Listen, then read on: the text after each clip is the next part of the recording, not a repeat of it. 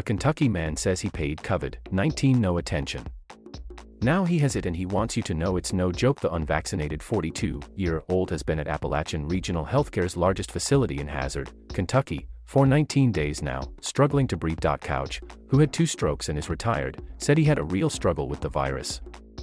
It's bad to the bone, he said from his hospital bed in the COVID intensive care unit.Couch. Said people need to take measures to protect themselves, such as social distancing, staying home and washing their hands so they don't get the virus, which has infected more than 600,000 people in Kentucky and is surging again. Couch admits he paid no attention to the virus before he got sick. He doesn't know how he got infected and he stayed home for 8 days before coming to the hospital. Now that he's been very sick for more than 20 days, he plans to get the vaccine and said he's telling his friends and family to do so. Some of his kin have gotten their first dose and are waiting on a second, he said. While the virus was rough on him, Couch said he never needed a ventilator. Running out of ventilators and staff, but many patients delay going to the hospital for so long that by the time they get to they have no choice. The hospital, though, doesn't have enough ventilators, said the director of respiratory therapy Ricky Cornett. We are running short on ventilators, she said. We're running short on supplies. I'm borrowing supplies from our sister hospitals almost every day. And staffing is short, too. The hospital system needs 170 nurses to open up extra beds. Nurses are working longer hours and doubling up on patients just to keep up. One respiratory therapist should comfortably have 4 ventilator patients. Right now I have 7 to 8 patients per respiratory therapist, Cornett said. The job has never been tougher on the doctors and nurses. Cornett said she catches nurses crying and she has to shed tears when she goes home after a shift. There are no ICU beds available in any of the ARH's 13 facilities, said Chief Medical Officer Dr. Maria Brayman. And 35 patients are being kept in the emergency departments until an ICU room opens up. It's so bad the entire hospital system has only 3 non-ICU beds open. It's been very, very hard.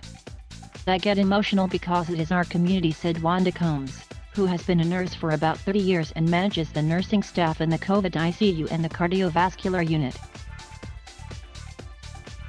ICU nurses work very hard. They work very hard every day, but you can usually see a difference. With this, they work just as hard, or harder, and it hurts when you don't see a difference, she said, as her eyes welled up. Some families are having to come to grips with the fact that their loved one is going to die, Combs said. It's hard for them to realize. Oh, you mean this is the end? This is really the end. More than 18 months into the pandemic, the virus has come roaring back in Kentucky. And patients are sicker and harder to treat, staff said. And there's another major difference. We're seeing much younger patients than we did before, said Jason Higgs, a registered nurse in the COVID-19 unit. I have patients that are from 20 years old today up to 75 years old. It attacks everyone. It's not limited to one age group. The virus has pounded Hazard, a city of about 4,500, and the surrounding area of Perry County. Perry has one of the highest per capita rates of new coronavirus cases in the country, according to data from Johns Hopkins University. It's destroying us, said Nurse Carolyn Eddington. I mean, everybody's getting it. Everybody's getting sick. She took a pause to gather her emotions. We're just seeing a lot right now. Thank you for watching. Please subscribe.